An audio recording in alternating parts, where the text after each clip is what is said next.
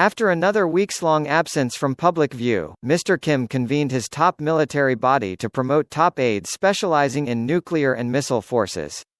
Seoul, South Korea. After another weeks-long absence from public view, North Korea's leader, Kim Jong-un, has convened the country's top military governing body, outlining new policies for further increasing its nuclear capabilities and promoting top weapons officials, the North's state-run media said on Sunday. Mr. Kim's attendance at the meeting was his first public activity reported by the North Korean media in 3 weeks. A weeks-long absence from public view last month prompted rumors that he might have health issues or other trouble, and the repeat this month sparked similar rumors.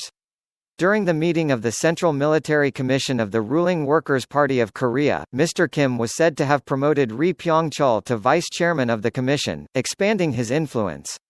Mr. Ri has been in charge of building nuclear weapons and their delivery missiles. Mr. Kim also promoted nearly 70 general officers, elevating Pak Jong-chon, a career military commander specializing in artillery and missile forces, to vice-marshal, only a year after he was made a 4-star general and chief of the North Korean Army's general staff.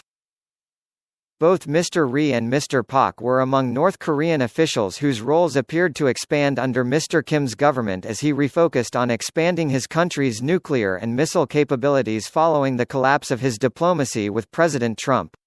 Set forth at the meeting were new policies for further increasing the nuclear war deterrence of the country and putting the strategic armed forces on a high-alert operation, the North's official Korean Central News Agency reported on Sunday.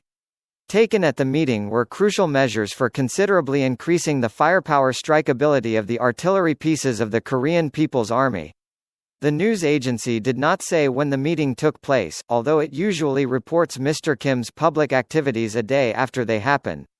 Nor did it clarify what Mr. Kim's new policies on his nuclear weapons might be. Since taking over his country following the death of his father and predecessor, Kim Jong-il, in 2011, Mr. Kim has accelerated his country's nuclear weapons and missile programs. North Korea has conducted the last 4 of its 6 underground nuclear tests under his rule.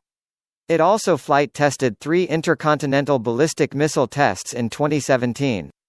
Mr. Kim then switched to diplomacy, meeting Mr. Trump in Singapore in June 2018 and again in Hanoi, Vietnam, in February last year. But their meetings failed to reach an agreement on how to eliminate North Korea's nuclear weapons programs or when to ease United Nations sanctions against the North. In May last year, North Korea broke an 18-month hiatus in weapons tests, conducting 18 tests of mostly short-range ballistic missiles and rockets since. In December, it conducted 2 ground tests at its missile engine test site to bolster what it called its nuclear deterrent. Mr. Pak at the time said that the data from the tests would help develop another strategic weapon.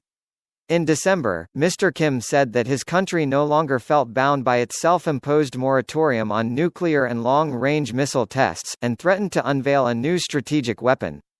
Mr. Kim's weeks-long absence from public view last month inspired speculation that he might be brain-dead or otherwise incapacitated. He dispelled such rumors by visiting a fertilizer factory on May 1. The military commission meeting was his first reported public activity since then.